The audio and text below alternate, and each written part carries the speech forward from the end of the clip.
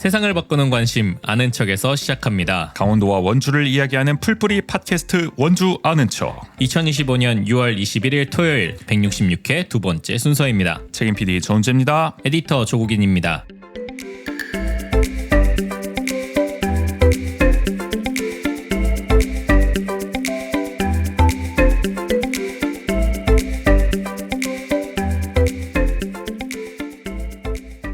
이번 주에 제가 서울국제도서전을 다녀왔습니다. 좋은데 다녀오셨네요. 네. 책 좋아하시는 분들 다 모이는 곳이잖아요. 맞아요. 네. 그래서 이번 주 수요일부터 시작해서 일요일까지 진행이 되는데 목요일에 다녀오셨죠? 네, 저는 두 번째 날에 다녀왔는데 그것 때문에 저희 녹음 일정도 잠깐 미뤘습니다. 오주 씨가 양해해 주셔가지고 사실 제가 미룰 때가 더 많습니다.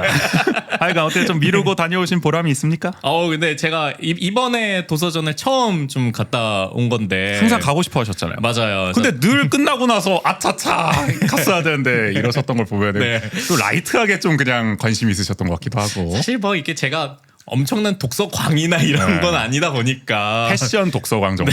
우리 다 그런 마음 한켠에 있잖아요. 그럼요. 욕망 같은 네. 게. 네. 그래서 근데 올해는 기필코 가겠다라는 생각을 좀 처음부터 가지고 있어가지고 미리 확인도 좀 하고. 좀 계속 검색하고 그래서 정보가 뜨자마자 이제 티켓을 구매해가지고 다녀왔는데 이게 그래도 티켓이 막 비싼 편은 아니에요. 얼마 정도예요? 제가 이제 그게 뭐 슈퍼 얼리버드 이런 게 맨 처음에 티켓이 있었고 그다음에 제가 두 번째로 열린 티켓을 구매했는데 그때 이제 일반 티켓은 8,000원 8,000원? 정도여가지고 그럼 원래 정가가 얼마인 거죠? 한 만 원에서 한 20% 한 그 정도 이제 할인 원래도 막 받아가지고. 그렇게까지 부담되는 가격은 맞아요. 아니네요. 또 이런 네. 전시회 관람에 치고는 또. 그래서 그런지 굉장히 많은 분들이 이 도서전을 찾기는 하셨더라고요. 아니 확실히. 그러니까 안 그래도 저기 SNS 보니까 다 뭐 도서전 얘기밖에 없어. 사람 그 다 하나같이 하는 얘기가 사람이 이렇게나 많을 줄 몰랐다. 그러니까요. 본인들도 가놓고서. 그러니까 이제 그런 걸 보면 저도 이제 하는 의문이 생기는 거죠. 한국이 거의 뭐 10년이 뭐야? 뭐 10년, 20년 전부터 막 출판 시장 막 불황이다. 항상 어렵다. 뭐 사람들 책을 안 읽는다. 뭐 그 한국의 성인 독서량이 무슨 OECD 뭐 하위권이다. 뭐 이런 얘기 맨날 나왔잖아요. 맞아요. 네. 근데 이 도서전 하는 거 보면은 우리 출판 시장이 이렇게 호황인 적이 또 있었나 싶을 만큼. 모두가 이렇게 책을 전성기 아닙니까 좋아하나. 이거? 그리고 출판계? 또 갔다 오신 분들 후기도 보고 그다음에 저도 이렇게 다니면서 보면은 다들 책을 한 10권씩 그렇게 많이 사요? 막 사고 다니세요. 간 김에 또. 네. 그러니까 전 갔다 오셨으니까 또 궁금하더라고요. 이 흥행의 이유가 뭘까? 근원적인. 그러니까 사람들이 예전보다 책을 그렇게 더 많이 읽는 것 같지 않은데 내 주변을 그렇게까지. 보더라도. 네. 근데 왜 도서전이 이렇게 인기가 많을까? 일단 뭐 티켓 가격도 있을 거고 그 만 아니 원밖에 근데 안 뭐 되니까. 그거는 이제 가야 하는 의지가 있어야 또 다음에 그 가격이 문제가 되는 거지. 사실 갈 마음을 일단 먹었다는 게 중요한 거잖아요. 맞아요, 그 맞아요. 마음은 네. 어디서 생기는 걸까? 그럼 뭐 제가 작년에 정말 얼마나 왔는지 그렇게 직접적으로 비교해 보진 않았지만 그래도 생각을 해보면은 아무래도 작년에 노벨 문학상을 수상했던 게 한강 작가가. 네, 그러면서 이제 또 독서의 붐이 확 일면서 그게 올해까지 또 좀 이어진 게 아닐까. 그 한강 작가 책이 엄청 많이 팔렸잖아요. 맞아요. 역시 네. 노벨 문학상의 파급력은 대단하다. 야, 이 산업 하나를 일으켜 세울 정도의 도서전에도 좀 그 한강 작가 책을 좀 전면에 내세운 부스들이 있었겠어요. 네네. 뭐 특히 뭐 창비 같은 창비 경우에 신났지 뭐. 네, 웃음꽃이 피지 않고. 거의 이 창비 부스가 아니라 네. 한강 부스인가 싶을 한강 정도로 도배를 해도 모자를 판이죠. 네, 얼마나 책도 좋겠어. 크게 이제 그 빅북으로 해가지고 이제 입구 바로 눈에 어디서나 띄게끔 볼 수 있게. 해놓고 야, 네. 뭐 채식주의자, 소년이 맞아요. 온다 네. 대표작들이 다 이제 창비에서 발행을 했죠. 그리고 또 창비뿐만이 아니라 어쨌든 한강 작가와 연이 닿은 우리가 조금이라도 하나라도 있다면은 사돈의 8촌까지 다 끌고 모아가지고 인연을 꼭 엮어야지. 이제 타이틀에 한강 그렇지. 이제 책 이런 것들을 한강이 내세우더라고요. 사랑한 책 뭐 이런 거라도 네네. 내걸어야지 하다못해.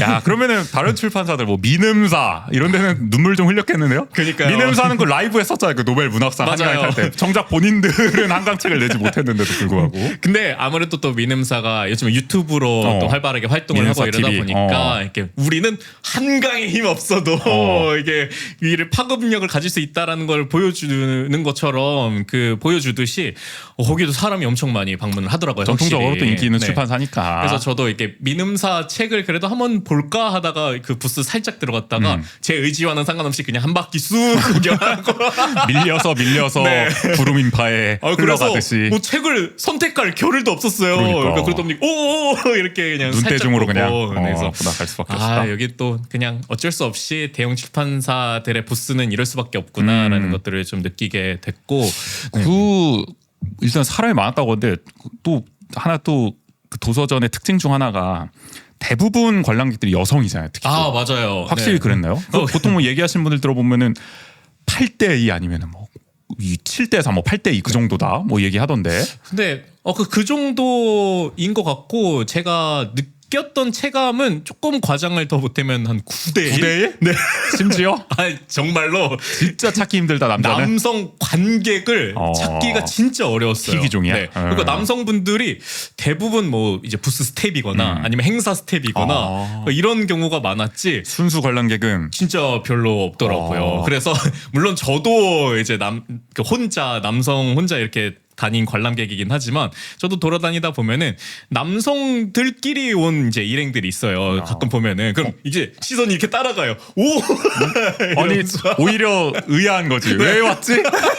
저 남자들이 여기를? 그러니까 저 되게 눈에 띄었던 그 남자 두 분이 이게 두 분이서 이렇게 다니시면서 꼭 어떤 상징적인 그 이제 디자인이 있는 뭐 부스라든지 이런 곳에 가서 인증샷을 꼭 셀카를 남기시더라고요. 또 SNS를 그래서 열심히 하시나 그런지 보네. 몰라도 이렇게 저도 막 계속 돌아다니다 보니까 그분들을 계속 마주쳐가지고 공교롭게도 또 그래서 저분들 열심히 다니시는구나라는 생각이 들 정도로 보통 근데 어쨌든 도서전이 좀 그렇게 사진 찍으면서 SNS에 맞아요. 네. 나의 또 근사한 어떤 또 취미 중 하나로 장식하기에 또 좋은 그쵸, 소재 인증하기 아니겠습니까? 좋다 보니까. 네. 근데 그럴 정도로 남성 관객들이 이렇게 많지 않아서 더 눈에 띄었던 것 같더라고요. 확실히. 뭐 출판도 그렇고 우리 문화예술 시장 산업은 여성들이 이끌어간다. 맞아요. 라는 그런 얘기 생각이 있잖아요. 들어요. 여심을 잡아야 이 산업이 이제 부흥될 수 있다 이런 얘기 있는 것처럼. 특히 뭐 전통적으로 연극 뮤지컬을 말할 것도 없고 요새는 뭐 야구나 축구, 뭐 배구, 농구 이런 스포츠도 여성 관객들이 다 흥행을 이끌고 있잖아요. 맞아요. 뭐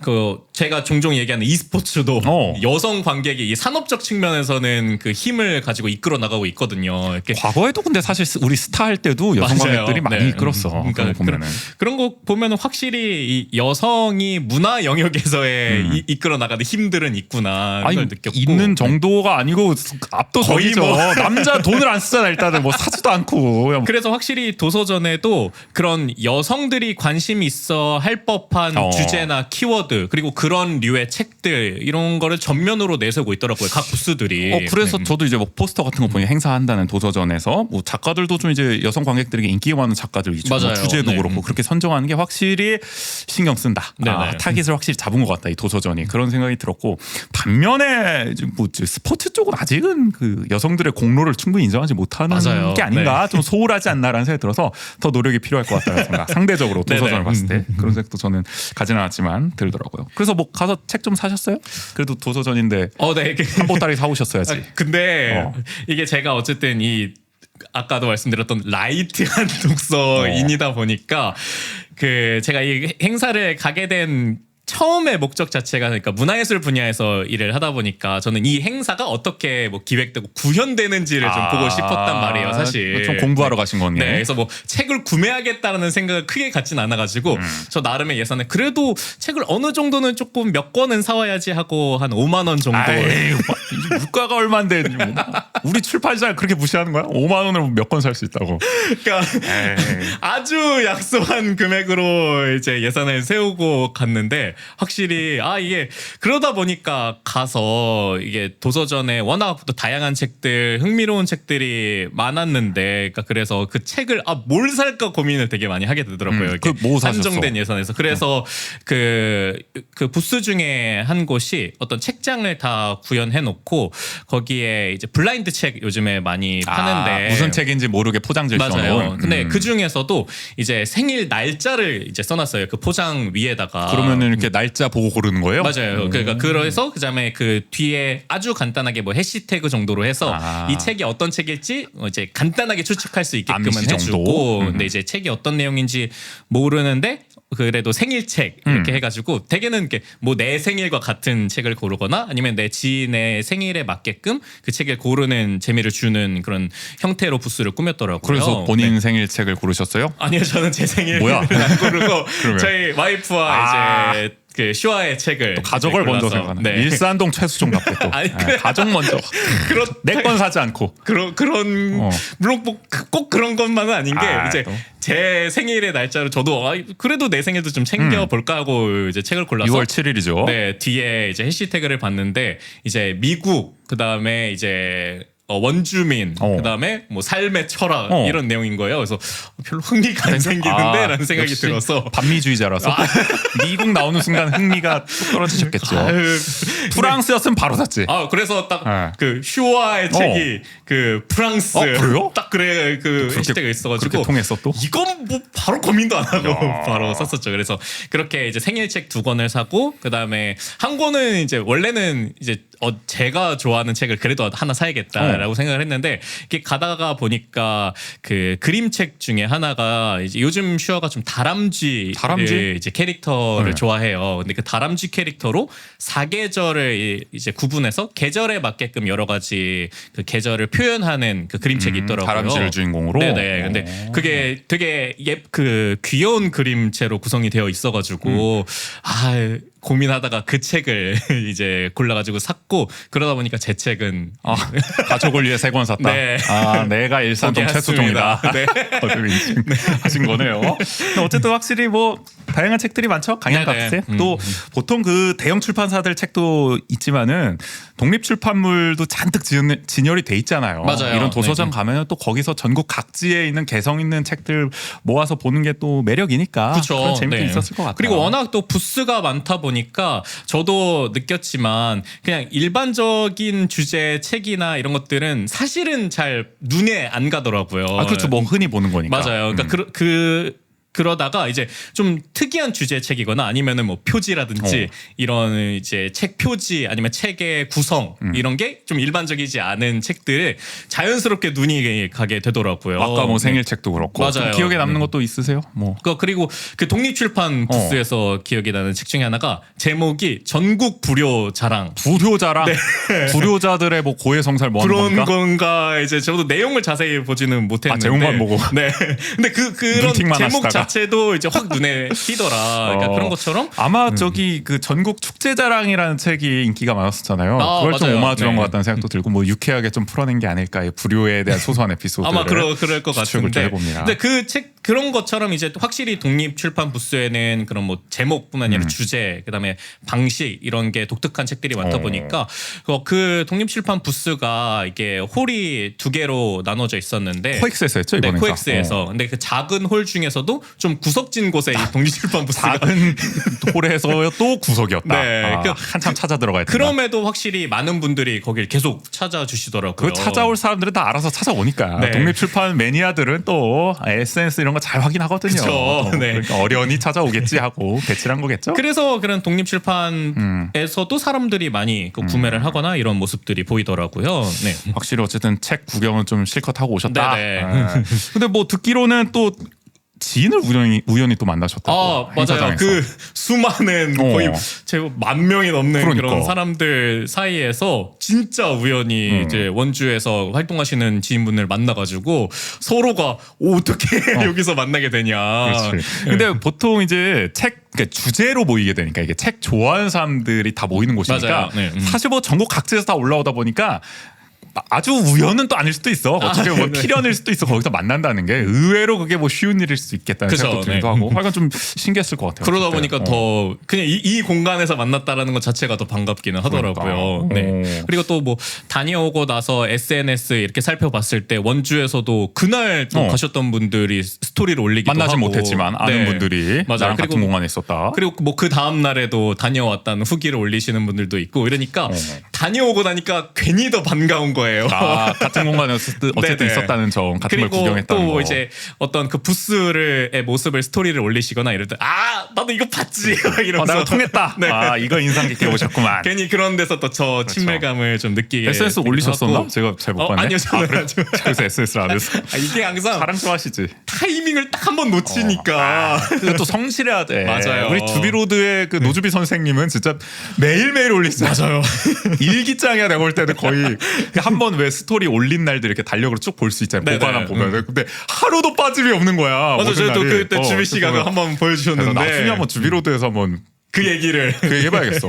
어떻게 하면 SNS를 그렇게 신실하게 성실하게 할 수 있는가에 대해서 약간 그런 생각 들고 아마 저희 청취자분들 중에도 책 좋아하시는 분들 꽤 계시잖아요. 맞아요. 네. 책 얘기하니까 또 작년에 그 우리 토지 에피소드 생각나네. 토지 읽겠다고 했는데 그거부터 해결해야 돼. 우리 책 얘기하려면 사실은 야, 어디 가서 책 얘기 못 합니다. 그 토지 안 읽으면. 토지도 안 읽고 도서전이나 가고. 아주 용감하시네요. 책 얘기를 과감하게 꺼내셨어. 아니 근데 이제 토지 얘기하시니까 생각난 것 중에 하나가 그 어디 부스였나 정확하게 기억이 안 나긴 출판사가? 하는데 네, 출판사 중에 그 토지를 발간한 아마 출판사였던 것 같기는 토지를 어디서 해요. 발간했지? 네. 근데 그 딱 그 출판사 부스 중에 그 박경리 선생님의 책만 모아놓은 그 박경리 카테고리로 이제 지금 부스를 좀 꾸민 그래요? 그곳이 있더라고요. 그래서 최근에 또 토지가 표지 가리를 좀 했던 것 같은데. 맞아요. 그래서 그게 거기 그 리뉴얼돼서. 개정된 토지의 책들도 놓여져 있고, 그다음에 아니면 다른 박동희 선생님께서 쓰셨던 뭐 단편집이라든지 그런 다른 책들도 같이 놓여져 있어가지고 그걸 보면서 저도 이게 읽어야 되는데라는 생각을 반가우면서도 네, 반가우면서도 체감과 숙연해지는 무거운 어깨를 네. 실감하게 됐다. 다산 책방인가? 거기서 책을 맞아요. 발간한 그랬던 것 같은데. 같아요. 네. 거기도 열심히 마케팅 해야죠. 맞아요. 위대한 문학가 박경리 선생을 또 그래서 그런 게 또 생각이 나기도 부각하는 또 하고 부스가 있었고. 그래서 어쨌든 그때 토지 에피소드에도 댓글로 나도 토지 읽었다. 책 좀 읽는다. 이렇게 좀 자랑하시는 분들 좀 계신 것 같더라고요. 아마 맞아요. 이번에 네. 도서전도 좀 다녀오신 것 같은데 혹시 국인 씨와 같은 공간에서 같은 걸 또 구경하면서 네. 숨을 쉬신 분이 계시다면 후기 남겨주셔도 좋을 것 같아요. 그런 의미에서 원조 한 척에 여러분의 이야기를 보내주세요. 방송을 들은 후기, 원주에서 살면서 겪은 소소한 에피소드, 요즘 고민 등 어떤 이야기든 좋습니다. 주제와 분량 상관없이 다 괜찮아요. 이야기 보내주실 구글 폼 링크가 유튜브는 왼쪽 화면에 QR코드로 나가고 있는데요. 팟캐스트는 에피소드 설명을 참고하면 됩니다. 댓글도 많이 남겨주세요. 네, 그리고 원조하는 척은 여러분의 후원으로 운영합니다. 보내주신 소중한 후원금은 저희 방송 제작에 큰 힘이 됩니다. 유튜브는 오른쪽 화면에 나오는 QR코드를 찍어 자동이체 후원을 신청하거나 계좌를 통해 자율 구독료를 보내실 수 있습니다. 팟캐스트는 에피소드 설명을 참고해주세요. 후원해주신 모든 분들 정말 감사드립니다. 늘 감사드려요. 네, 오늘 원조하는 척 166회 2부는 원주의 핫플레이스를 읽는 시간 매거진 W 그리고 주제 하나를 놓고 자유롭게 토론하는 척척 토크 준비되어 있습니다. 그럼 바로 시작해 볼게요.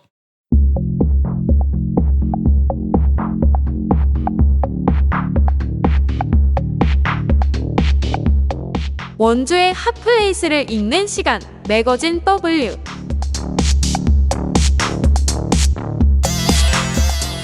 매거진 W 국인 씨 이번엔 어딜 다녀오셨습니까? 네, 오늘은 무해한 즐거움으로 가득한 무해빵집이라는 오. 공간을 이제 소개해드리려고 합니다. 빵집을 다녀오셨어요. 네네. 네. 왜 무해 빵집이 좋은데? 네, 여기가 그 무해하다라는 말이 우리가 흔히 인식하는 해롭지 않다. 해롭지 않다. 네, 아, 그 말 그대로입니까? 맞아요. 근데 그 말이 이제 그 사장님이 여기 설명을 하셨을 때 이 공간이 인공 첨가물 없이 건강한 빵을 만드는 건강 베이커리라고 하더라고요. 소위 말하는 네. 완전히 일치하지 않겠지만 그러니까 MSG 없는 빵을 만든다. 아, 맞아요. 뭐 이렇게 이해하면 네. 쉬운 거 아니겠어요? 그래서 자연에서 나는 재료로 우리는 어. 만드는 빵집이다. 예를 들어 뭐 네. 천연 효모 뭐 이런 걸 쓴다 그래야 되나? 네네. 인공 이런 게 아니라. 맞아요. 그리고 특히 거기에다가 이제 지역 농산물을 활용해서 우리는 빵을 만든다 이렇게 말씀을 하시더라고요. 혹은 뭐 강원도. 네. 그럼 일종의 로컬 푸드라고 볼 수도 있는 그쵸. 네.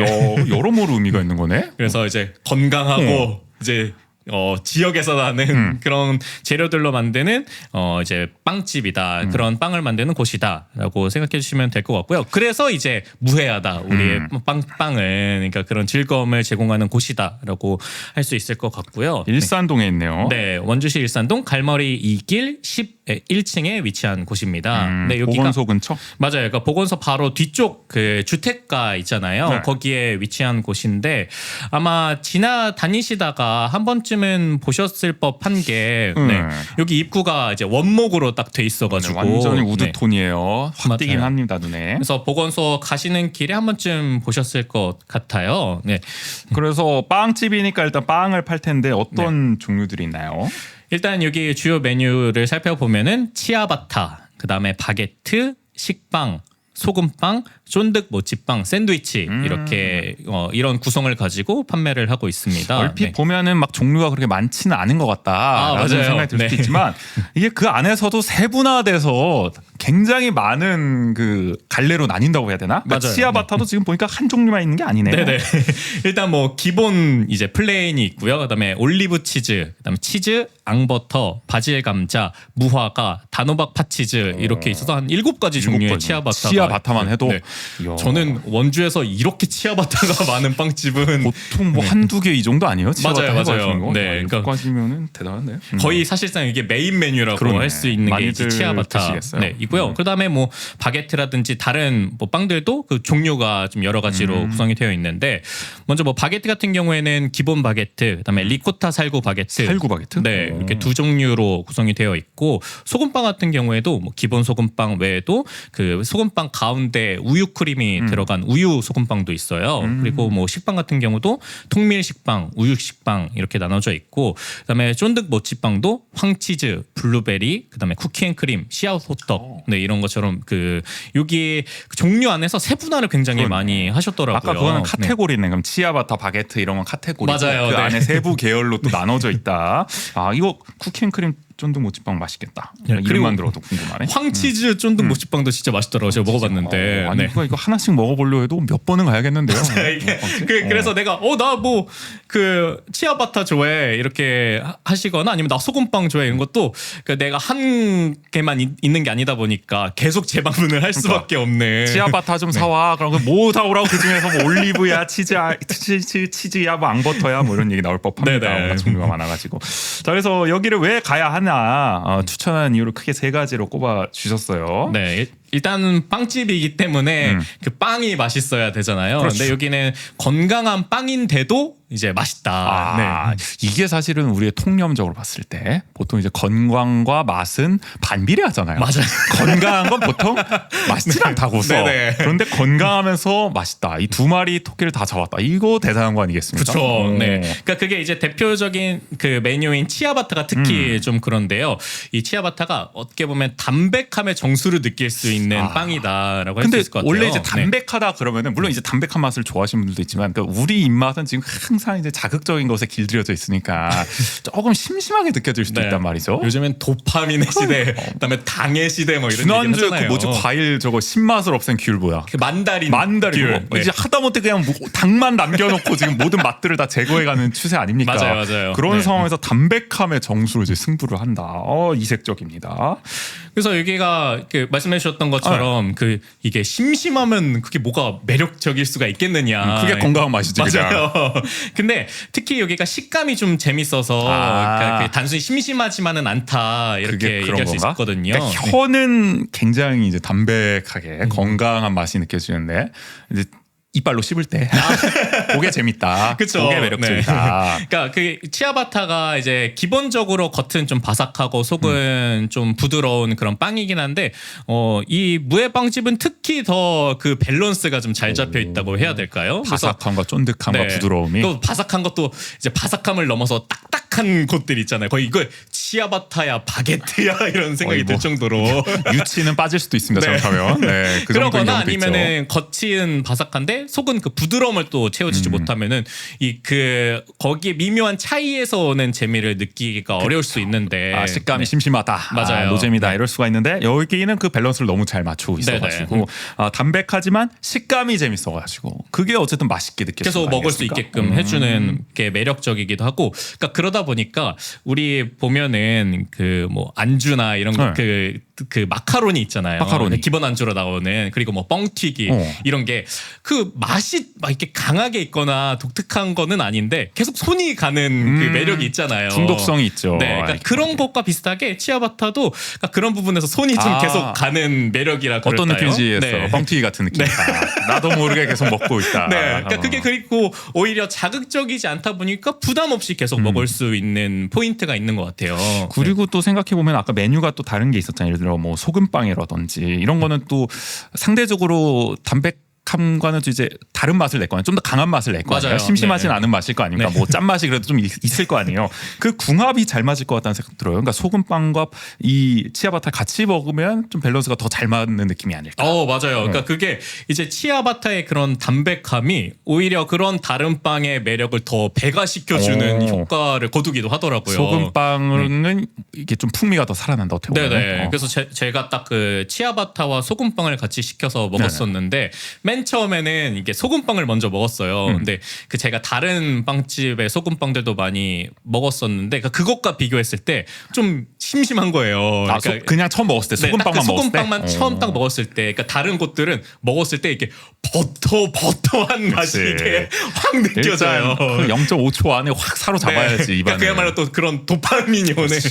그러니까 다 그런 그러니까. 맛이 있는데, 그러니까 여기는 그러니까 그 정도가 아니었던 거예요. 좀 담백하네, 확실히 건강한 빵집이라 그런지. 무해 빵집 답네. 네. 그러니까 그런 생각을 하고 이제 치아바타를 좀 먹다가 다시 소금빵을 먹었는데 그 제가 다른 빵집에서 먹었던 그런 도파민이 그새 빵이 바뀌었나? 그새 내가 분명히 아까 소금빵을 분명히 먼저 먹었었는데 갑자기 이제 입안에서 그 버터 향과 그다음에 축제가 소금의 펼쳐진다. 좀 짠맛과 야. 그다음에 그 소금빵 안에서의 그 쫀득함과 이런 게 배가가 되면서 막 입에서 느껴지는 거예요. 흥분하셨어. 그때 그 입안에서 펼쳐진 향연이 아주 인상적이었나 봐. 그게 되게 반전 매력이거나 내가 아까 먹었던 거는 왜 이렇게 다른 맛이 느껴지지?라고 그렇게 느낄 정도로. 그러니까 사장님이 그 밸런스를 잘 고려를 한 거네요. 이게 아마 그랬던 소금빵만 것 같아요. 먹는 게 아니라 이제 어떻게 보면 치아바타랑 같이 먹는 경우가 훨씬 많으니까 어떻게 보면 그 밸런스를 잘 맞추고자. 그러니까 소금빵이 너무 강하게 되면은 치아바타가 너무 심심하게 느껴질 수가 맞아요. 있고. 그리고 또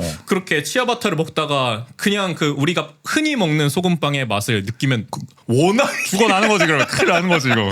네. 너무 도파민 터져서 이거는 너무 과한 과하게 거지. 투머치한 거지. 투머치하게 되지 않을까 싶어서 그런 밸런스를 좀 맞추신 게 연구를 아닐까 진짜 많이 생각이 하셨군요, 들고. 세심하게. 네. 그러니까 그래서 그런 다른 빵의 맛을 잘 살려주는 어떤 이 치아바타가 그 치아바타 자체도 매력적이지만 어떤 그 서포터의 역할로 이렇게 좀 잘 받쳐주게 있는 게 아닌가 하는 생각이 들더라고요. 메뉴 구성을 되게 잘 하신 거네 그러면은.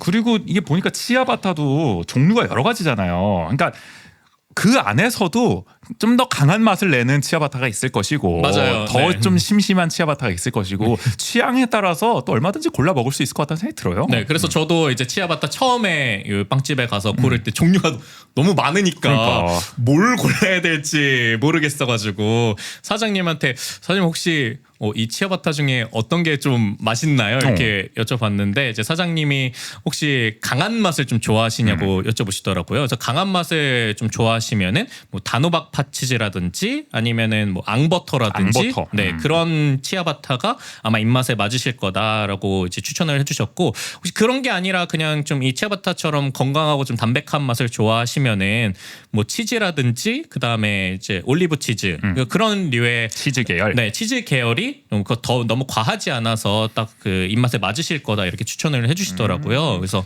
이제 치아바타를 먹는다고 했을 때 또 어떤 분들은 그 너무 심심하지 않을까 걱정하시는 분들은 그럼 뭐 단호박 치즈라든지 그 다음에 앙버터 그 다음에 무화과 이런 종류로 이제 시작하면 맛보시면은 그래도 조금 더 아예 기본보다는 약간 더 자극적인 맛을 느끼실 수 있지 않을까. 단계적으로 내려갈 수가 있는 거죠. 네네. 네. 그래서 그 안에서도 여러 변주를 충분히 느낄 수 있다라는 생각이 들더라고요. 네. 이거는 여담이긴 한데 사장님이 빵을 다 잘라주십니까? 네. 이거를? 그 굉장히 한 입에 먹을 수 있게끔 그 크기로 다 잘라 주시고요. 그다음에 특히 식빵 같은 경우가 그 이제 원하는 사이즈 있으세요? 이렇게 사장님이 여쭤보시더라고요. 저도 네. 식빵을 샀는데 근데 왜 그렇게 여쭤보시나 했는데 이게 단골 손님이 제가 그 빵집에 있을 때 방문해 주셨는데 그 손님 오셨을 때 오셨어요? 이러시면서 오늘도 식빵 1.8cm로 잘라드릴까요? 들어오자마자 네. 이렇게 말씀을 하시는 거예요. 그러니까 단골의 그 커스텀 그 마이징한 걸 다 기억하고 계신 맞아요. 거예요. 그러니까 그렇게 내가 원하는 그런 사이즈를 밀리 단위로 이렇게 해가지고 식빵은 그렇게 딱 사이즈에 맞게끔 커팅을 해주시더라고요. 그래서 얼마로 네. 하셨어요? 저는 그냥 보통 사이즈를 구체적 수치까지는 네. 아직은. 네. 그래서 일단은 기본으로 한번 먹어봐야겠다는 생각이 들어가지고 근데 그런 것처럼 그러니까 그런 부분에서도 좀 이게 운영 단계에서도 세심한 그 포인트를 갖고 계시구나라는 게 느껴지는 지점이어가지고 인상적이더라고요. 그래서 그리고 이게 빵집인데 지금 커피도 팔고 계셔요. 네, 이게 커피가 파는 정도가 아니라 커피가 아주 맛있습니다. 이게 역시 그래서 추천하셨구만. 네. 또. 사실상 카페에 가까운 또 빵집이네요. 이렇게 보니까. 맞아요. 제가 이 무해빵집을 처음 알게 된 것도 이게 빵 때문이 아니라 커피 때문에 그래요? 알게 됐거든요. 어떻게? 근데 여기가 저희가 예전에 좀 소개해 드린 적 있었던 능선 그 카페에서 로컬 그로서란트 능선, 맞아요. 봉산동 바람길수 앞에 장사 잘 되고 있죠. 네네. 그러니까 거기에서 이 무해빵집이 그 팝업을 한 이틀이었나 3일 정도 연 적이 있었어요. 능선 안에서? 네네. 이게 이 무해빵집을 정식적으로 오픈하시기 전에 이제 능선 그 자리에서 프로토타입처럼. 네, 그래서 일일 바리스타로 또 팝업을 진행하셨어가지고 그때 이제 능선 계정을 통해서 좀 처음 알게 됐고 그다음에 이후에 가게를 오픈하셨을 때 여기 오픈하셨구나라는 것들을 좀 알게 됐는데 그 공간에서도 그 커피 바가 있더라고요. 바 테이블이. 그래서 여기는 꼭 가서 커피를 맛봐야겠다. 혼자 가서 먹기 좋은 또 네. 장소니까. 그리고 또 이게 카페 그 커피 메뉴 중에 필터 커피를 또 따로 팔고 있어요. 그래서 그거 딱 보고 이게 스페셜티 커피 그러니까. 하시는 곳이구나. 아니 근데 빵집인데 진짜 스페셜티 하는 곳은 드물지 않아요? 네, 거의 웬만한 없다고 카페도 봐도. 사실 스페셜티를 안 파는 바람에 네네. 이건 빵집인데 이렇게 커피를 정성스럽게 내려준다. 그래서 저도 이게 처음 가서 그때 바로 이제 스페셜티 커피, 필터 커피 시키고 이제 사장님이 이제 내려 주시다 보니까 사장님께 사장님 근데 혹시 왜 여기서 스페셜티 커피를 빵집에서 왜 이렇게까지 하시냐. 하시는 거예요? 네. 이렇게까지 진심일 이유가 뭔데요, 빵집에서? 맞아요. 그렇게 여쭤봤는데 알고 보니까 그 여기가 그 사장님이 두 분이 계세요. 이제 여자 사장님과 남자 사장님이 계신데 여자 사장님이 빵을 그 만드시는 분이시고 남자 사장님이 커피를 담당하시는 분인데 역할 분담이 그렇게 근데 되시구나. 남자 사장님이 로스터시더라고요. 그래요? 이제 커피 원두를 직접 볶으시는 그 일을 전문적으로 완전히 전문가는 거예요. 맞아요. 그 전문가셨더라고요. 그래서 뭐 원주에 있는 다른 카페에도 원두를 공급하고 계시는 분이었는데 공급까지 할 정도예요? 네네. 빵집에서 원두를 카페에 공급하고 있다? 특이하네. 그래서 사장님이 원래 그 로스터 일을 계속 해오시다가 그러니까 본인의 작업실을 좀 구해야겠다. 커피 관련해서? 그렇게 해서 공간을 구하다가 이제 그 지금 여자 사장님이 아내분이신데 아내 분도 이제 빵집 계속 그런 베이커리 관련된 일을 하시다 보니까 그럼 우리의 공간을 열어볼까라고 생각을 했었고 서로의 장점과 관심사를 살릴 수 있는. 그러니까 그렇게 해서 이제 무해빵집으로 오픈을 하게 됐다고 하시더라고요. 그래서 원래는 이 무해빵집에서 커피를 아예 안 하려고 하셨대요. 그러니까 처음엔요? 네, 그러니까 나는 내 개인 그냥 작업실이 필요했던 거지. 판매용이 아니라 네. 연구를 위한 공간으로 쓰겠다. 맞아요. 그러니까 그게 커피를 아무래도 판매하다 보면은 그 판매하는 것에 또 집중을 해야 되다 보니까 이제 안 하려고 했었는데 이제 빵집에 오시는 분들이 계속 혹시 커피 없나요? 이렇게. 그러니까 왜냐면은 공간에 분명히 커피 관련된 그러니까. 용품들이 있는데. 그리고 이 빵하고 잘 어울릴 것 같은데 맞아요. 웬만하면 좀 주시죠. 그러니까 그러다 보니까 이제 자연스럽게 커피 메뉴까지. 여론에 힘입어 네. 커피 메뉴가 탄생을 했다. 그래서 이제 빵집에서는 보기 드물게 아주 고급진 커피를 또 맛볼 수가 있다라는 점이. 이거 진짜 매력 포인트가 여러 개네요. 맞아요. 건강한 빵을 일단 먹을 수 있는데 게다가 맛있기까지 하고 네네. 그리고 커피까지 스페셜티 커피까지 맛볼 수가 있다.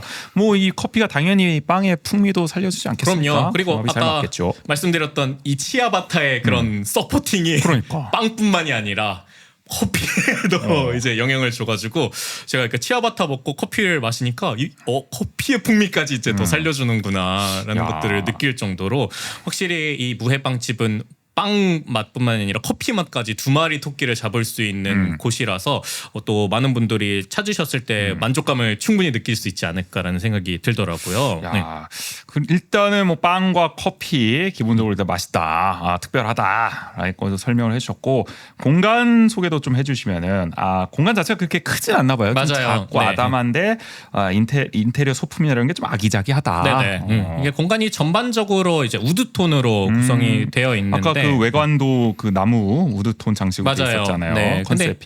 근데 이 공간이 어쨌든 그 무해라는 콘셉트랑 그런 콘셉트랑 잘 어울리는 차분한 분위기도 하고 그다음에 그 공간이 크지는 않지만 각각의 공간들이 그 특성을 좀 가지고 있어서 어떤 곳은 그 커피 내리는 과정 그리고 커피 내리는 과정을 보면서 그 바로 뒤에도 빵 만드는 과정까지도 볼 수 있는 구경하면서 공간이어서 그러니까 그런 매력을 느낄 수 있는 곳이 있고 그다음에 그 창밖의 풍경을 볼 수 있는 그 간이 바 테이블처럼 이루어진 공간도 있고 그다음에 나머지 두 개의 공간은 이제 디자인된 그런 책상과 소파를 통해서 편안하게 앉아서 같이 대화를 나눌 수 있는 공간으로 디자인된 게 무슨 말이에요? 그러니까 이게 그 테이블이 삼각형으로 구성이 되어 있어서 그게 그렇네. 세 가지가 하나로 합쳐져 있고 삼각형이 약간 비스듬하게 엇갈려 있는 맞아요. 네. 어슷하게 썰려 있는 듯한 느낌으로 교차했네요. 그런 포인트를 또 느낄 수 있는 또 재미도 있어가지고 차분하지만 그렇다고 밋밋하지는 않다. 맞아요. 요소마다 눈길이 가는 포인트가 있다라는 점.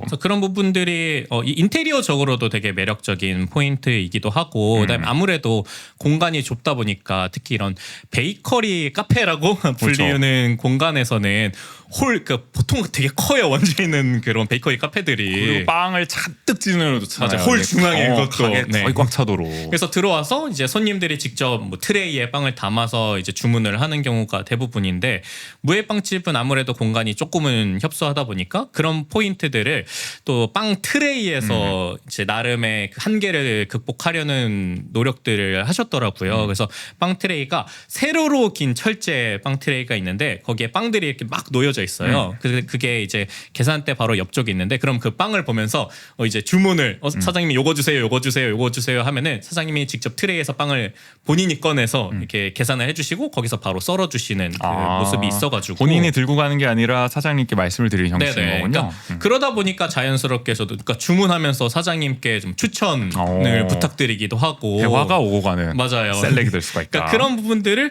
이제 공간의 한계를 나름의 방법으로 극복하신 게 아닌가라는 부분에서 좀 디테일이 느껴지는 그러네. 포인트이기도 이렇게 트레이 했고. 활용하는 건 제가 뭐 빵집을 많이 가보지 않았지만 그 대전에 성심당을 가더라도 그 성심당 정류소 가면은 이렇게 트레이들이 잔뜩 세워져 있잖아요.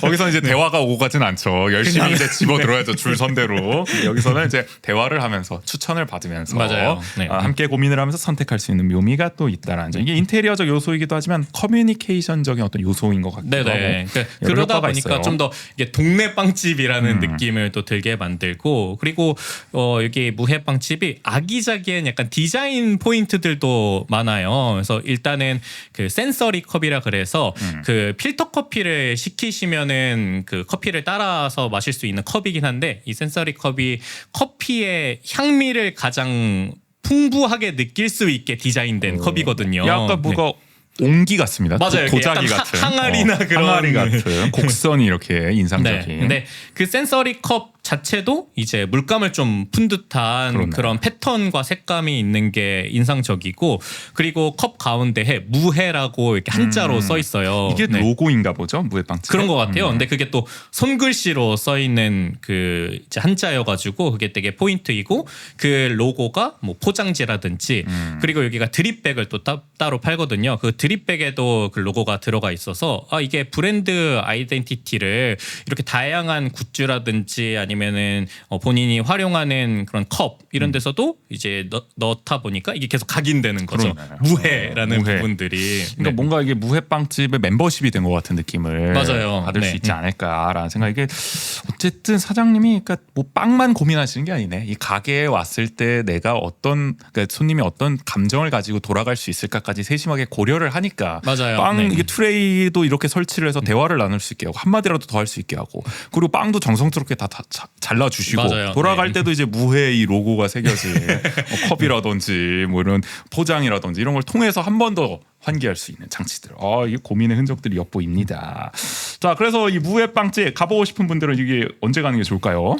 일단은 가게를 굉장히 일찍 오픈을 하시는데요. 빵집들이 또 그렇게 하는데 여기는 유독 더 일찍 맞아요. 가는 네. 7시 30분에 오픈을 아침에 하시고 출근길에 빵 사 먹고 갈 수 있다. 맞아요. 그리고 마감이 오후 6시예요. 그래서 그래요? 굉장히 좀 이른 시간에 이제 닫으시는데 그래도 장사 시간으로 치면 꽤 긴 걸죠. 맞아요. 그래서 보통 오전에 빵이 이제 순차적으로 계속 나오거든요. 그러니까 뭐 7시에 바게트 예를 들어 7시 반에 스콘 뭐 8시에 뭐 앙버터 뭐 올리브 이런 게 나온다고 합니다. 맞아요. 11시 12시 뭐 이렇게 다 이게 시간마다 스케줄이 짜여져 있어요. 빵 네. 나오는. 그래서 보통 내가 원하는 빵을 사시려면은 오전에 방문을 하셔야 됩니다. 그러니까 다 12시 안에 다 나오네. 그리고 제가 그 방문을 했을 때가 한 12시 전으로 한번 갔었거든요. 점심 전으로. 네, 근데 이곳이 워낙 또 요즘에 또 많은 분들이 찾아오신 핫플레이스가 됐나 봐요. 그래서 그런지 와, 빵이 제가 딱 처음 여기 들어갔을 때 그 손님들이 많지 않았어요. 그래서 집에 갈 때 충분히 포장해서 갈 수 있겠다라고 생각했는데 30분 사이에 손님들이 그 점심 동안에 막 오셔가지고 빵이 순식간에 막 없어지기 시작하는 거예요. 얕봤네 완전히. 그래가지고 그렇게 쉽게 구할 수 있는 빵이 아닌데.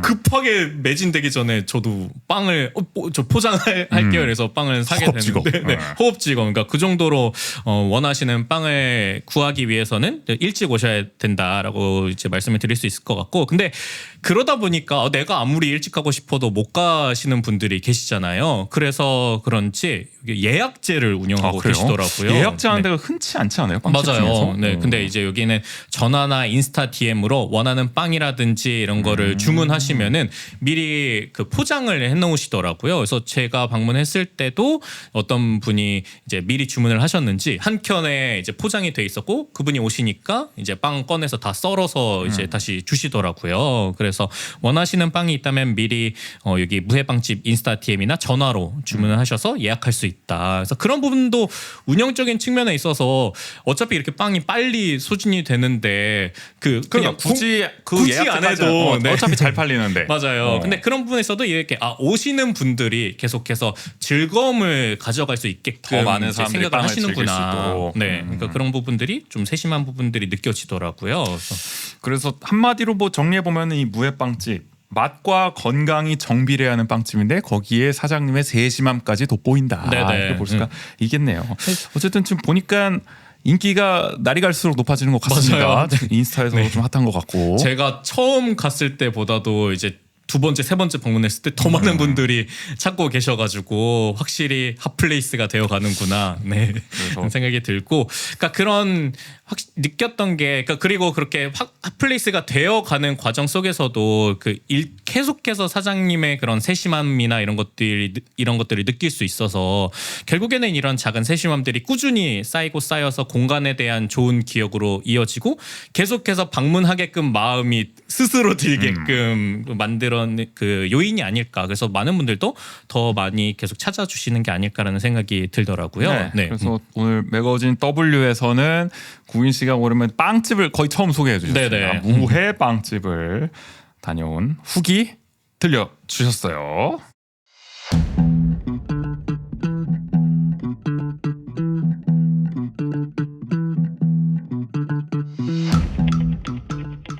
아는 척하기 좋아하는 두 사람의 정신없는 수다 첩첩토크.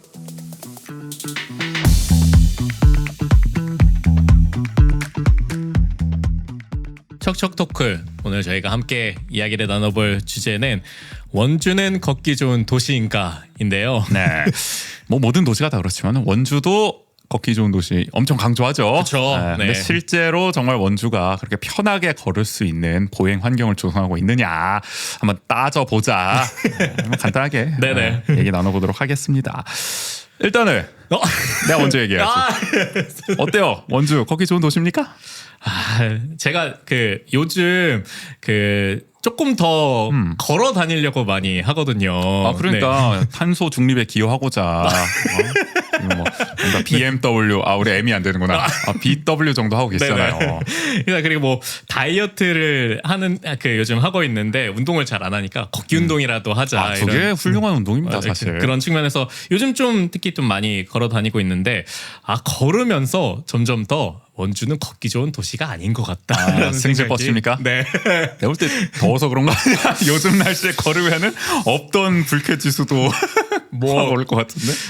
그게 없다고는 얘기하지 못할 것 같은데. 근데 더 짜증을 나게 한다는 거죠. 맞아요. 지금 보행 환경이. 특히 제가 관설동에 살다가 일산동으로 이제 이사를 오면서 물론 이사를 오면서 좀 더 걷게 된 건 있긴 한데 그러니까 그러다 보니까 더 느끼게 되는 게 확실히 인도 그러니까 어쨌든 사람이 걸을 수 있는 길에 대한 고민이 좀 잘 이루어지지 않는 것 같다는 생각이 그래요? 들더라고요. 그러니까 보면은 그 저희 집 우보삼성인데 그 앞에 아마 다녀보신 분들은 아시겠지만 인도가 아주 좁게 있어요. 근데 맞아. 있다가 단계 아파트 쪽으로 가는데 어느 순간 그 길이 그냥 끊겨요. 끊기죠.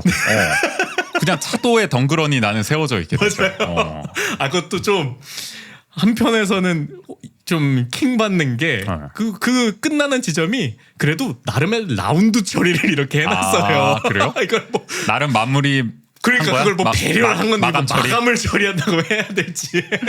여기서부터는 알아서 가십시오. 네. 비보 좌회전도 아니고. 네. 그러니까 근데 그런 길들이 일산동에 곳곳에 있어요. 그러니까 이게 인도가 갑자기 끊겨지는 지점들이 사실 그런 것 같아요. 그러니까 구도심 일산동 같은 이제 원도심 같은 경우는 과거에 어쨌든 도시계획 속에서 이게 건물도 지어지고 도로도 지어지고 그러다 보니까 그 당시에는 뭐 인도에 대한 고민이 어디가 사람이고 차고 그냥 섞여 다니는 거지. 그러다 보니까 그때 당시 만들어놨던 도로가 현재까지 그냥 그대로 유지되는 거 아니냐. 대부분은 그렇죠. 그리고 대부분 사람들이 차를 타고 다니니까 뭐 보행자들이 소소한 민원을 넣더라도 딱히 그렇게 시급하게 만들 필요성을 못 느끼다 보니까 여기까지 온 거 아니냐. 그런 것 같기도 해. 그리고 또 뭐 인도가 있었더라도 이게 점점 더 자동차 중심의 도시로 가다 보니까 그러니까 도로를 늘린다거나 아니면 뭐 건물이 뭐 새로 생긴 곳도 많다 보니까 뭐 이런 차량 진입로를 이제 만들다 보면은 기존에 있던 인도를 철거하는 경우도 많이 생기고. 그렇게 해도 되나? 난 그 법이 되는지 모르겠어. 그러니까 정확히는 않지만. 네. 그러니까 차도를 위해서 인도를 좁히기도 하고 차가 들어갈 길을 마련하기 위해서 또 인도를 끊기도 하고 그런 사례도 이제 빈번하게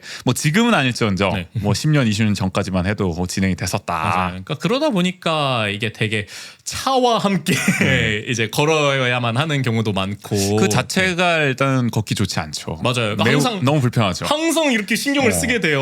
네.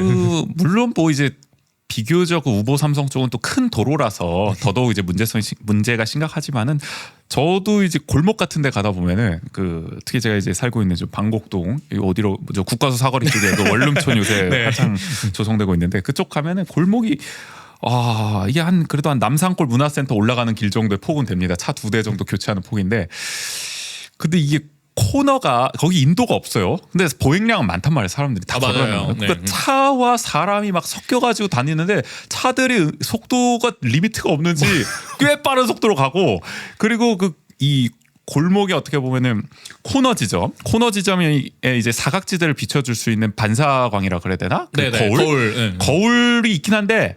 불법 주차된 차들에 가려져가지고 그 별 효과를 발휘 못한 거. 그러니까 잘못하면 사람 오는 거 못 볼 수도 있는 그렇죠. 거고. 아니면 차들끼리도 지금 박을 판이야. 그러니까 이런 걸 봤을 때 거기를 걷는 사람은 얼마나 두려움에 떨면서 걸어야 하느냐라는 생각을 저도 하게 되는데 작은 도로도 이럴지인데 큰 도로는 오죽하겠냐라는 생각이 드는 거죠. 생각해 보면 불법 주차 차들 때문에 보행자는 더 힘들어. 맞아요. 네. 그리고 그런 뭐 그런 도로들뿐만이 아니라 더 큰 도로 있잖아요. 이렇게 대로들. 대로 하면 뭐 서원대로 아니면 뭐 단계동, 무실동 이런 쪽 그 길을 다니면서도 느꼈던 불편함 중에 하나가 그래도 걷는데 문제는 없어요. 그런 도로는 아무래도 넓으니까. 근데 특히 요즘 같은 날씨에는 어쨌든 덥잖아요. 그러면은 그 대로에 식재돼 있는 나무들이 가로수가 가로수가 그늘 역할을 좀 해줘야죠. 해주면은 햇빛도 좀 가리고 그럴 텐데. 소위 열섬 효과를 완화해 줘야 되는데. 맞아요. 근데 원주시가 그 가지치기를 아주 그냥 제멋대로 하는지 뭐 뉴스 많이 나오잖아요. 그냥 뭉텅뭉텅 잘라버린다. 대학살극을 벌인다. 대로에 그늘이 아예 없는 구간들도 있어요. 맞아. 네. 그러니까 이게 가로수를 심은 보람이 없는 거죠. 맞아요. 아니 이게 그래도 좀 걸어다니는 사람들 좀 그나마 좀 더위에서 피할 수 있도록 좀 시원하게 할 수 있도록 가로수를 심어 놓는 이유도 있는 건데 네네. 그게 다 잘라버리면은 이거 뭐 누구를 위한 뭐 미관도 안 좋고 이게 무슨 나무로서의 그런 그늘을 주는 효과도 없고 네. 뭐 하는 거냐. 그러니까 이게 걷기 좋은 도시가 되려면은 도로만 잘 깔아서 되는 것도 아니다. 그런 가로수 관리 정책 하나하나도 다 영향을 미칠 수가 그럼요. 있다는 네. 점. 저는 그것도 하나 짚고 싶어요. 가로수 얘기하니까 봉산동이나 명륜동이나 뭐 개운동 이런 쪽 가면은 안 그래도 이제 인도가 좁은데 법에 따라서 또 가로수를 심습니다.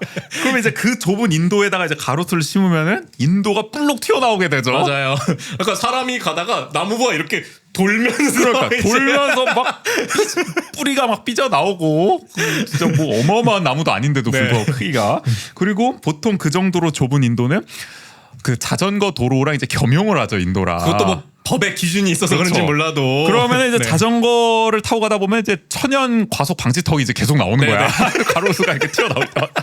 내가 볼 때 문막이 제일 심하더라고요. 문막이 아니라 저 흥업 쪽 가면 난리가 나더라고요. 제가 연세대 미래 캠퍼스 한번 자전거 타고 갔다가 진짜 깜짝 놀랐습니다. 그리고 그 통일 아파트 앞쪽 통일 아파트 앞쪽. 길도 아주 심각하더라고요. 구도심 쪽이 지금 전반적으로 다 네. 문제예요. 그런 거 봤을 때. 그러니까 그러다 보니까 자전거를 탈 때도 자전거 도로에 사람들이 그냥 걸어 다니는 게 당연한 일처럼 되어 있어요. 그러니까 이게 네. 사람도 불편하고, 그러니까 이게 보행자도 불편하고 자전거 타고 가는 사람도 불편하고 누구를 위한 이게 인도인가라는 생각이 그때도 이제 드는 거죠. 어떻게 보면은. 맞아요. 근데 그런 걸 개선하기 위해서 차도를 줄이는 선택은 하지 못하니까. 안 그래. 그리고 원주가 차도도 좁아 심지어.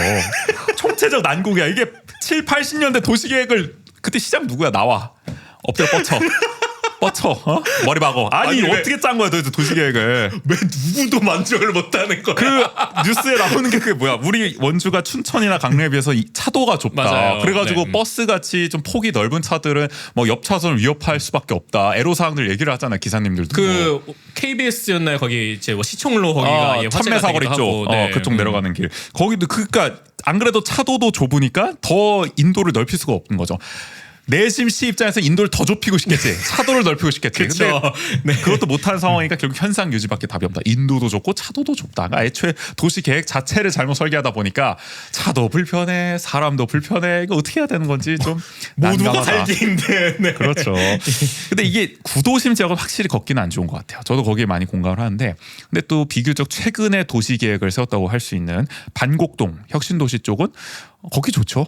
아, 그렇죠. 네. 더 상대적으로 더 그렇게 느껴지는 측면도 있지. 왜냐하면 일단은 인도도 넓고 자전거 도로도 넓고 차도도 넓고 그러니까 모두가 해피하게 걸어 다닐 수 있는 거 아니겠습니까? 그리고 아마 지정면 기업 도시도 제가 자주 가지는 않지만 거기도 얼핏 맞아요. 보기엔 넓더라고요. 넓어요. 네. 근데 요새는 어쨌든 그런 보행 환경도 많이 이제 신경을 쓰다 보니까 원주의 외곽 지역에 있는 그런 신도심들은 그래도 걷기 좋은 도시에 가깝게 좀 되어 있지 않나. 그나마, 물론 부족한 네. 지점은 있긴 하지만, 근데 이 구도심은 참 답이 없다. 이건 대대적으로 정말 뜯어고치지 않는 이상은 걷기 좋은 도시 요원하지 않겠냐라는 그쵸. 생각. 나는 특히 그 ABC 도로, 그러니까 이게 정책 방향이 중요하다고 생각하는 게. 우리가 그래도 장기적으로 걷기 좋은 도시로 가겠다고 하면은 그래도 점차적으로 인도의 보행 환경을 강화할 수 있는 방향으로 계속 가져야 되는 거잖아요. 네네. 근데 지금 ABC 도로는 그 인도에 있던 그 뭡니까? 완충 녹지도 없애가면서 쌈지 주차장 차가 더 인도 쪽으로 들어올 수 있게 만들고 있는 네네. 거죠. 차라리 그 쌈지 주차장을 더 인도로 만들어가지고 인도를 더 넓게 가지고 보행 환경을 개선하면 모를까. 그쵸. 네. 있던 인도에 있던 그 화단까지 없애가면서 거기에 차가 들어올 수 있게 한다는 게 난 그래서 이거는 완전 시대에 역행한다고 보는 거지. 그때도 이제 공사하는 과정에서 아니 이건 인도가 이젠 사람 하나도 지나다니기 어렵다 이런 그러니까. 민원이 있기도 했었잖아요. 그래 나는 네. 이게 상인분들한테 더 좋은 건가 싶은 생각이 드는 거죠. 물론 그 쌈지 주차장 욕하던 분들 중에도 거기 그래도 주차하는 분들 꽤 계시거든요. 어쨌든 차는 만들어 놓으니까 네. 그래도 주차를 하긴 하는데. 저도 꽤 이용하긴 합니다만은. 근데 네. 주차장 원한다고 다 만들 수는 없는 거잖아요. 때로는 네. 주차난이 심하더라도 그래도 차마 주차장을 만들어서는 안 되는 지역도 있는 건데 원도심은 가뜩이나 인도도 좁은데 거기다가도 또 주차장을 만들고 있으니까 이거는 완전히 정책 방향이 잘못 가고 있다라는 생각이 들어서 저는 거시적으로 봤을 때 점차 인도를 좀 강화하는 방향, 인도를 더 더 뭐 확대는 못하더라도 있는 인도를 없애지는 말아야 하는 거 아닌가? 라는 네. 생각이 들어요. 그래서 저는 사실은 정말 궁극적으로 우리가 큰 방향으로 간다면은 원도심을 그렇게 바꿔야 한다고 생각해요. 일전에 그 김지연 민주당 원주시원도 얘기를 했지만은 대중교통만 들어올 수 있게 해야 한다. 원도심은 기본적으로 차를 다 빼버려야 돼. 우리 유럽 불란서 이태리처럼 그럼요. 도심권은 전부 다 대중교통 타고 들어와야 되는 거야. 접근 자체를 못하게 만들죠. 버스를 네. 타던가 자전거를 타거나 걸어오든가 그렇게만 이동할 수 있게 하고 ABC 도로는 전부 차들은 저 원주역 같은 데다가 거기 주차장 크게 놨잖아요. 맞아요. 거기다 주차하고 여러분들 버스 타고 자전거 타고 걸어서 들어오십시오. 안쪽은 중앙시장에 그렇게 들어오십시오 하는 게 저는 바람직한 방향이라고 생각을 해요. 근데 이제 그걸 설득시키기 위해서는 저희도 뭐 대중교통에서도 누차 얘기했지만 그 자동차를 타지 않아도 충분히 올 수 있을 법한 여건들을 만들어 주는 게 필요하잖아요. 반드시. 그렇죠. 그러니까 일단 걷기 좋은 도시가 되려면 도심 속에서 걷기 좋은 도시가 되려면 대전제는 차가 많이 줄어야 된다. 네네. 차가 많으면 걷기 좋을 수가 없습니다. 그럼요. 가장 사람을 위협하는 게 자동차인데 일단 차 수가 네. 줄어야 되고 최소한 자동차를 하면 대중교통 정도만 남겨야 한다. 그리고 자전거 다닐 수 있는 도로 잘 보장을 해줘. 왜냐하면 지금 자전거와 보행자가 혼재돼 있으니까 그것도 위험하단 말이에요. 네네. 그것도 명확히 구분을 해주는. 그러니까 예측 가능성이 있어야 된다는 거죠. 이 도로에는 뭐 자전거만 온다, 또는 사람만 있다, 또는 저 버스만 버스 다닌다. 정도만 온다. 우리가 저 비도로 가도 말이죠. 지금 문화의 거리 처음 는 도로 거기도 이따가씩 차가 들어오잖아요. 그러니까 사실상 차 있는 도로에 차가 가까운. 없어야 되는데 이게 네. 예측 불가능성이 되는 거잖아요. 어떻게 보면. 근데 그 문화의 거리 조성할 때도 당초 설계는 녹지도 많고 맞아요. 이러한 정말 걷기 좋은 도로로 설계를 원래는 했다고 하더라고요. 예를 들어 뭐 울산 문화의 거리 같은 데 네네. 가면은 거기는 녹지가 잘 조성이 돼 있죠. 가로수도 이제 식대돼 있고. 네, 뭐 벤치도 많고 걷기 좋아요. 네. 근데 이제 그게 실제 실현되는 그 과정에서 뭐 민원이 있을 수도 있고, 그러니까 그러다 보니까 차가 그래도 올 수 있을 법한 조건들을 갖춰 놓은 상인들이 또 어쨌든 물건은 받아야 된다. 네네. 납품 받아야 되는 거 아니냐 해서 그래 조금 일정 시간 또 허용해 줄게. 그러다 보니까 이제 가로수 식재라든지 이런 것도 다 빠졌어 계획에서. 맞아요. 네. 그러니까 여름에 거기 어떻게 걸어 다니냐고. 걷기가 안 좋습니다. 네. 기껏 차 없는 거리를 만들어놔도 걷기가 힘들다. 그러니까 중요한 거는 차가 일단 줄어야 되고 가로수가 충분히 식재가 되는 환경이 돼야 된다. 특히 우리가 갈수록 지구가 뜨거워지고 있기 때문에 그게 더 중요할 것 같아요. 차가 줄어야 어쨌든 온도도 낮아질 거 아닙니까? 맞아요. 아스팔트 네. 온도도. 그런 정책 하려면 결국에는 뭐 대중교통도 강화돼야 되는 거고 이게 다 복잡하게 맞물리는 거야. 걷기 좋은 도시 하려면 해야 될 일이 한둘이 아닌데 일관성 있는 정책 해도 모자랄 판에 지금 뭐 대중교통 활성화하면서 뭐 주차장도 늘리겠다 하고 있고 그럼요. 네. 이렇게 하고 있으면은 더 늦어지는 거죠. 걷기 좋은 도시까지는 더 요원해지는 거다. 그리고 또 저는 이거 하나 얘기하고 싶은 게 그 걷기 좋은 도시라는 상 자체도 우리가 지금 얘기하는 좀 생태교통이나 이런 측면의 걷기 좋은 도시를 그리는 사람도 있고, 한켠에서는 그 원주도 그런 부분을 강조하는 것 같은데 트레킹 위주의 맨발 걷기 뭐 이런 거. 맨발 걷기. 그건 맞지 근데 네. 그런 측면에서 보면 우린 걷기 좋은 도시가 그쵸. 맞아요. 근데 사실 네. 그 원주시도 특히 시정부는 이제 관광을 또 신경을 쓰다 보니까 원주를 계속 이제 맨발 걷기의 어떤 성지 그런 관점에서 걷기 좋은 도시로 좀 더 홍보하는 것 같더라고요. 맞아요. 도심 네. 속에서 걷기 좋은 도시는 차마 말을 못하는 네. 것 같고 이제 가면 갈수록 그냥 그런 쪽에서 치악산 둘레길이나 이런 쪽을 좀 걷기가 좋다라고 좀 강조를 하는 측면이 있지 않나? 바람숲길 같은 경우도 그런 거고. 관점에서 보면 걷기 네. 좋은 도시가 또 맞을 수도 있겠다는 생각이 듭니다. 둘레길은 또 잘 해놨잖아요. 그쵸. 우리 바람길 네. 숲도 있고 그런 것도 있으니까 일정 부분은 또 노력도 있다. 그러니까 이게 나눠서 볼 필요는 있어요. 걷기 좋은 도시라 했을 때 도심에서 걷기 좋은 것이냐, 아니면은 정말 그런 맨발 걷기가 어떤 산이나 아니면 둘레길에서 걷기 좋은 뭐 것이냐, 여가 생활이라든지 아니면 정말 그냥 원주천에서 이렇게 러닝하기 좋은 것이냐라고 봤을 때 그래도 뭐 원주천도 이제 르네상스 하고 그러면 더 좋아질라나 걷기 좋은 파크 골프장이 너무 많아지던데 그러니까요. 그런 것도 좀 고민은 필요한 거죠. 그러니까 일관성 있으려면은 다 좋아져야 되는 거죠. 맞아요. 네. 맨발 걷기도 잘할 수 있게 조성하고 둘레길 조성하고 케이블카 같은 거 놓지 말고 치악산을 괜히, 그리고 원주천도 잘 다듬어가지고 자전거와 그 러닝하는 사람들이 다 공존할 수 있는 편하게 걸을 수 있는 환경 조성하고, 그리고 도심 속에서도 우리의 일상생활 세계 속에서도 편하게 걸을 수 있는 환경 조성하고, 이 세 가지가 맞물려 가야 하는데 지금 이도 아니고 저도 아니고 여기는 걷기 좋게 하겠다 저기는 그냥 자동차 좋게 하겠다 이렇게 하니까 답답할 따름 이어지지가 않는 거죠. 이어지지가 네. 않는다라고 저는 생각을 하는 거죠. 그래서 또 좀 결론을 내봐야 되는 그럼요. 결론이 안 나는 사안이죠. 근데 사실 일단은 궁금한 게 이제 여러분들은 어떻게 생각하시냐. 여러분들도 뭐 저보다 원주에 많이 사신 분들도 계시니까 원주는 걷기 좋은 도시입니까, 여러분? 한번 의견을 어떨지. 남겨주시면 좋을 것 같아요. 네. 댓글 많이 좀 남겨주시고 그리고 원주가 걷기 좋은 도시가 되려면은 어떤 노력이 필요할까에 대해서 아이디어 같은 거, 아예 원도심을 다 막아버려야 된다, 차가 못 들어오게. 네. 그런 과감한 정책을 좀 제안해 주실 수도 있고, 아니면 아니면은 뭐 지금이 충분하다라고 하실 수도 있고, 네네. 여러 의견 좀 당겨주세요. 궁금합니다. 그때 저는 뭐 마지막 차원에서 얘기하면은, 이 걷기 좋은 도시 안 하면 우리 다 죽는 거 아닙니까? 근데 기후 위기가 맞아요. 이렇게 심각한데 결국 해야 돼요. 차를 지금처럼 네. 계속 타고 다니고 하나도 안 줄이고 걷는 사람들이 이렇게 홀대하면은 이거 큰일 난다. 나중 가면은 후회한다라는 점. 그러니까 더 늦기 전에 걷기 좋은 도시로 반드시 갈 수밖에 없을 것이다. 그러니까 가야만 한다. 난 당위가 확실하다고 생각합니다. 지금이라도 빨리 하루 네. 빨리 시작을 해야 되지 않나. 그렇죠. 그런 생각이 들면서 네. 뭐 정리하시죠. 모르겠네. 좋습니다. 저희 답이 안 나오는 문제지. 그죠, 이렇게 오늘은 원주가 걷기 좋은 도시인지에 대해서 이제 아주 정신없이 한번 네. 떠들어본 저희 척척 토크 이렇게 마무리를 해보도록 하겠습니다.